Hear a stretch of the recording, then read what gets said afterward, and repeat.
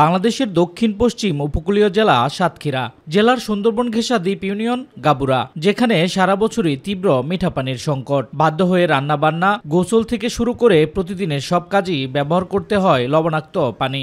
আমরা এই নদীতে থাকি সব সময়। আগে ছিল নোনা পানি কম, আর এখন নোনা পানি হয়েছে বেশি। প্রত্যেক মহিলা পুরুষের ক্ষতিগ্রস্ত হতে হচ্ছে।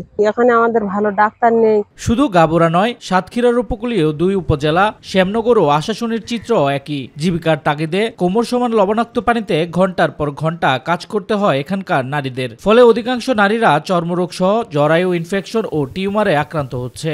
এই নখের সমস্যা, জরায়ু নাড়ির সমস্যা, এই ঘা পা ছাড়াও অনেক কিছু রোগ ব্যাধি হচ্ছে। আমার শারীরিক সমস্যা হলো পেশাবের নাড়িতে ইনফেকশন, জরায়ুর নাড়িতে ঘাড়ি ইনফেকশন হয়েছে। গবেষকদের মতে জলবায়ু পরিবর্তনের কারণে উপকূলে লবণাক্ততার মাত্রা অস্বাভাবিক হারে বেড়েছে। আর এই লবণাক্ত পানির সরাসরি প্রভাব পড়ছে নারীদের প্রজনন স্বাস্থ্যে। কেউ কেউ অল্প বয়সে বাধ্য হচ্ছেন জরায়ু কেটে ফেলতে।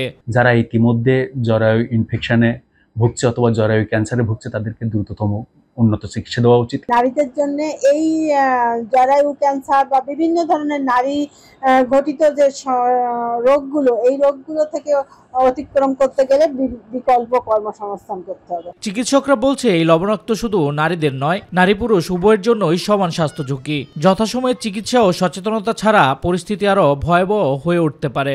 যথাসময়ে যদি এই ধরনের চর্মরোগ দেখা দেয়, তাহলে যথাসময়ে চিকিৎসা নেবে এবং লিকুরিয়াজনিত কোনো সমস্যা যদি হয় সেটা ডাক্তারের পরামর্শ নেবে এবং সেই অনুযায়ী চিকিৎসা হবে, যাতে পরবর্তীতে এটার কারণে তার জরায়ু ক্যান্সার এই ঝুঁকিটা কমে যাবে যদি তারা সচেতন হয়। সুপেয় পানির সরবরাহ, স্বাস্থ্যসেবা নিশ্চিতকরণ এবং জলবায়ু অভিযোজন এসব উদ্যোগ দ্রুত না নিলে উপকূলের নারীদের ভবিষ্যৎ আরও অনিশ্চিত হয়ে পড়বে, এমনটাই মত সচেতন মহলের।